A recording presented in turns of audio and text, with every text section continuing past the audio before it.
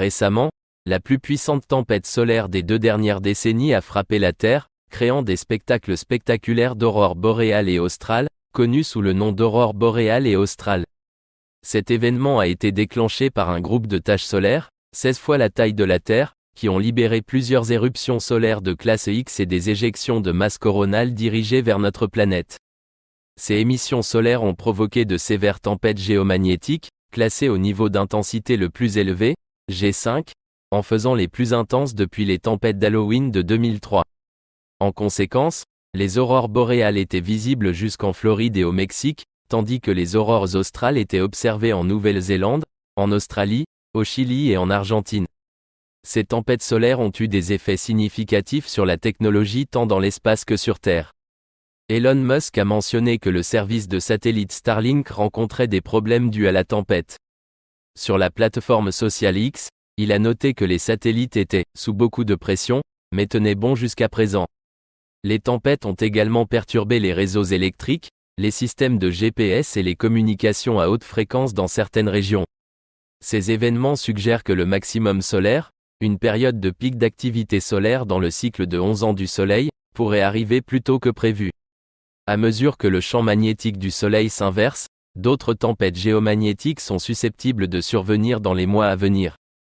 Bien que ces tempêtes puissent créer de plus belles aurores, elles pourraient également perturber davantage les communications radio et les infrastructures électriques. La récente tempête solaire a été causée par un groupe de taches solaires nommé AR364. Les taches solaires sont des zones sombres temporaires à la surface du Soleil, apparaissant plus sombres parce qu'elles sont plus froides que les zones environnantes. La température au centre d'une tache solaire est comprise entre 3000 et 4500 Kelvin, comparée à la température des zones environnantes d'environ 5800 Kelvin. Le groupe AR364 est apparu dans le champ de vision de la Terre il y a quelques jours et a rapidement atteint 16 fois la taille de notre planète, s'étendant sur 200 000 km, devenant ainsi l'une des plus grandes taches solaires du cycle solaire actuel. Le Centre de prévision météorologique spatiale avait averti du risque accru d'éruptions solaires provenant d'AR364 au début du mois. AR364 a émis 75 éruptions solaires de classe M et 10 éruptions solaires de classe X en une semaine, représentant 50% des éruptions solaires de classe X de cette année. Une éruption solaire est une explosion soudaine et intense de radiation sur le Soleil, résultant en un flash lumineux à travers différentes longueurs d'onde. Les éruptions solaires peuvent durer de quelques minutes à plusieurs heures et libérer d'énormes quantités d'énergie. La lumière de ces éruptions atteint la Terre en un peu plus de 8 minutes. Elles sont catégorisées en fonction de leur intensité, les éruptions de classe B étant les plus faibles, suivies des classes C, M, et les plus puissantes, X. Chaque catégorie augmente par un facteur de 10, avec des sous-catégories de 1 à 9. Alors que les éruptions de classe C sont généralement trop faibles pour avoir un impact significatif sur la Terre, les éruptions de classe M peuvent provoquer des interruptions temporaires des communications radio au pôle et de légères tempêtes de radiation, présentant des risques pour les astronautes. Beaucoup de gens confondent les éruptions solaires avec les éjections de masse coronale, EMC. Une éjection de masse coronale est un grand nuage de particules magnétisées éjectées dans l'espace depuis le Soleil, se produisant lorsque les champs magnétiques du Soleil se réalignent de manière explosive. Les éjections de masse coronale peuvent voyager à plus d'1 million de miles par heure et peuvent prendre jusqu'à 3 jours pour atteindre la Terre. Contrairement aux éruptions solaires, qui sont des flashs lumineux, les EMC sont de vastes nuages de matière solaire. Lorsqu'une EMC atteint le champ magnétique de la Terre, elle peut créer des courants qui dirigent les particules vers les pôles, provoquant des aurores boréales et australes. Fondamentalement, les deux phénomènes découlent des réalignements magnétiques du Soleil mais diffèrent par leur apparence, leur schéma de déplacement et leurs effets sur la Terre. L'activité solaire a augmenté le 3 mai avec la détection d'une éruption solaire de classe Xun,6.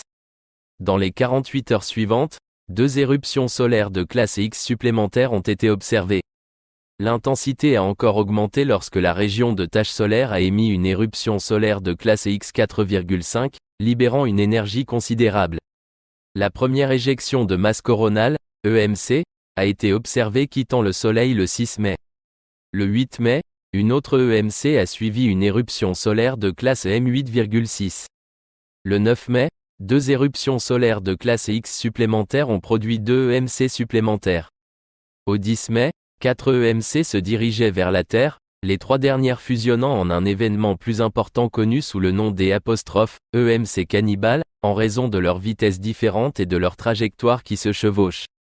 Lorsqu'une EMC atteint la Terre, le champ magnétique de la planète dévie la tempête solaire, créant un entonnoir où le gaz descend au pôle, entraînant des aurores boréales diurnes. Les champs magnétiques s'étirent et se couplent davantage en arrière, se brisant comme un élastique, permettant au gaz de la tempête solaire de circuler le long des lignes magnétiques vers les pôles du côté nuit, ce qui entraîne des aurores nocturnes. Les aurores sont généralement considérées comme vertes, mais lors d'une activité solaire intense, elles peuvent également afficher des lueurs rouges vives. Les couleurs dépendent des particules impliquées et des altitudes de ces interactions. Les aurores bleues et violettes se produisent lorsque les particules solaires interagissent avec l'azote moléculaire à des altitudes allant jusqu'à 100 km. Les aurores vertes résultent d'interactions avec l'oxygène à 100 à 300 km. Les rares aurores rouges se produisent lorsque ces interactions impliquent de l'oxygène à des altitudes plus élevées, entre 300 et 400 km. Pour que les aurores rouges soient visibles à l'œil nu, elles doivent être au moins 10 fois plus lumineuses que les vertes. Les tempêtes géomagnétiques peuvent avoir un impact significatif sur nos réseaux électriques et nos systèmes de satellites. Pendant de telles tempêtes, des courants induits accent aigu magnétiquement, CIG, peuvent circuler à travers les lignes électriques et les transformateurs, les faisant surchauffer et dysfonctionner. Cela peut entraîner des défaillances de transformateurs, des déclenchements d'équipements de protection, des lignes de transmission surchargées et des générateurs endommagés.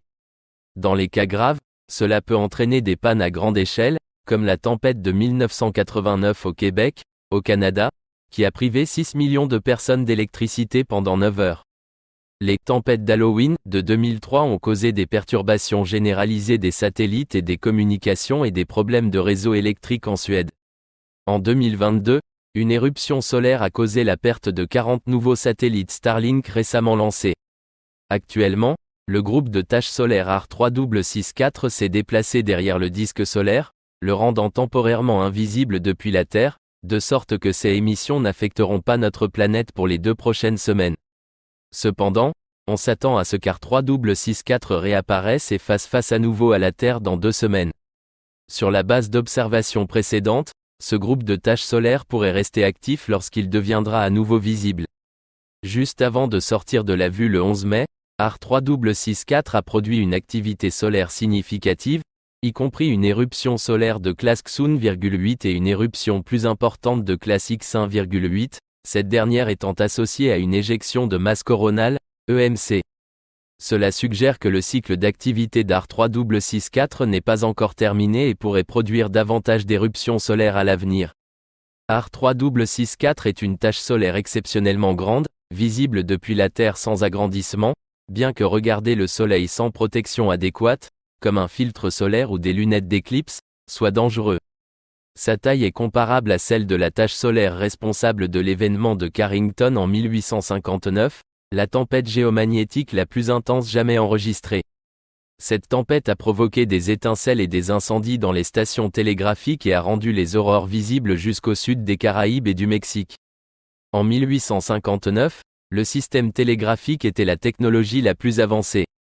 Aujourd'hui, notre société dépend fortement des satellites et d'autres technologies qui nécessitent des conditions magnétiques stables pour fonctionner correctement, ce qui nous rend plus vulnérables aux effets d'une activité solaire significative, comme celle des taches solaires telles que AR364. La dépendance accrue à l'électricité et à la technologie dans la société moderne signifie que les perturbations pourraient entraîner des pertes de plusieurs milliards de dollars et poser des risques significatifs pour les vies dépendant de ces systèmes. Un événement de classe Carrington aujourd'hui pourrait causer des dommages estimés entre 0,6 et 2,6 billions de dollars rien qu'aux États-Unis. Reconnaître la menace des tempêtes solaires extrêmes est crucial, et des mesures proactives sont nécessaires pour protéger notre technologie et notre infrastructure contre une éventuelle dévastation. Les tempêtes solaires vécues en mai 2024 indiquent que le maximum solaire, ainsi que l'inversion du champ magnétique du Soleil, pourrait survenir plus tôt que prévu. Merci d'avoir regardé.